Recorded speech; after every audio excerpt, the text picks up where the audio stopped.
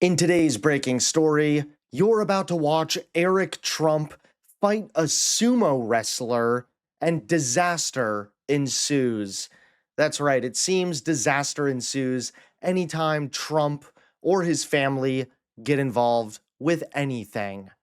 How's it going, everybody? Hunter Avalone here with Occupy Democrats. Welcome back to another video. Now, Trump is a disaster, and he continues to plummet in the polls. Let me just say, this is an abject disaster. Abject disaster for the President of the United States. You mentioned it, Jessica. Look, voters on Trump and inflation. He won the 2024 election because he was more entrusted on inflation than Kamala Harris was, led by a margin of 9 points. Look at where his net approval stands today, though, on inflation. My goodness gracious. Into the gutter we go, underwater we go. He's 25 points underwater. My goodness gracious. That is where the Little Mermaid is, and he is matching the Little Mermaid. That's how far underwater he is on the issue that got him elected. He led on by 9 points on it last year, and now he's 25 points underwater. As I said, this is a complete and total disaster for the President of the United States. So let's look ahead to 2026 when a lot of all the House Republicans, some senators going to be on the ballot. How is that shaping? Yeah, if Republicans in Congress think that they can escape the wrath of the voters when it comes to inflation, I have a bit of a rude awakening for them. Trust which party more on inflation? You go back to the 2022 midterms, look at this. Republicans led by 13 points on which party was more trusted in inflation. Look at where we are now, nearly a 15-point shift in the Democrats' direction. It's within the margin of error, but the Democrats up by a point. This just looks totally different from where we were back in 2022 when, of course, Republicans took back the House. That's what Democrats are trying to do this time around, looking much better for them. The bottom line is the wrath that the voters feel for Donald Trump and inflation is transferring over to House Republicans and now Democrats, although it's a small lead, a big difference from where we were back in October of 2022, with Democrats actually in the positive and Republicans in the negative.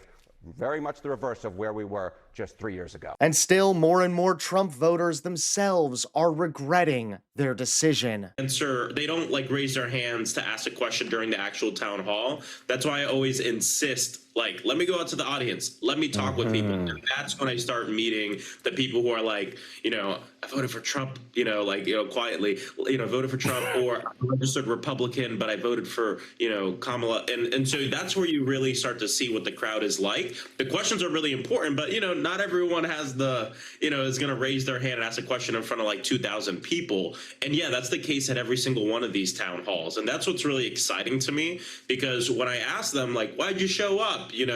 Most of the time they say it's because I was curious. I'm curious about what's going on. I'm curious. And I think it's really important for Democrats to realize that. And now Eric Trump just fought a sumo wrestler before disaster ensued. Take a look at today's top story. Eric Trump just got body slammed in Japan. Literally. In a bizarre stunt, the president's son stepped into the ring with a professional sumo wrestler, only to be tossed around like a rag doll in front of a stunned audience. The clip is already blowing up online.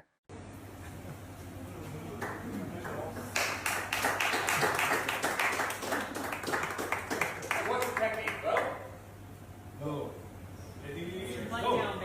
Down, down, down.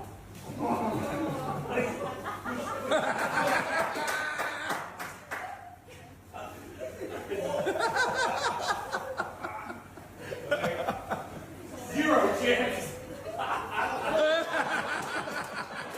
But here's the bigger question. How can Eric Trump hope to step into the political arena if he can't even handle a sumo arena? In a new interview with Nikki Asia, Eric refused to rule out a future run for president, saying he's not ruling it out, but not saying yes either. It's the latest tease in a string of comments that have fueled speculation about a Trump dynasty continuing long after his father leaves office. At the same time, Eric has been working overtime to build his global profile. As executive vice president of the Trump Organization and CEO of World Liberty Financial, he's been promoting his company's cryptocurrency projects across Asia. In Hong Kong, he said, "There is so much demand out there for dollar-backed stablecoins. We want to be the leader of that movement." That international push, combined with the Trump name, keeps him on the radar of Republican insiders. Eric insists 2028 is unlikely, calling politics brutal, but his growing visibility means the speculation won't stop anytime soon. So while Eric Trump may not be ready for the White House just yet, judging by the sumo takedown, he's still struggling to stay on his feet. Thanks so much for watching. Please click that like button and subscribe to Occupy Democrats so that you can stay informed and help us stop Donald Trump.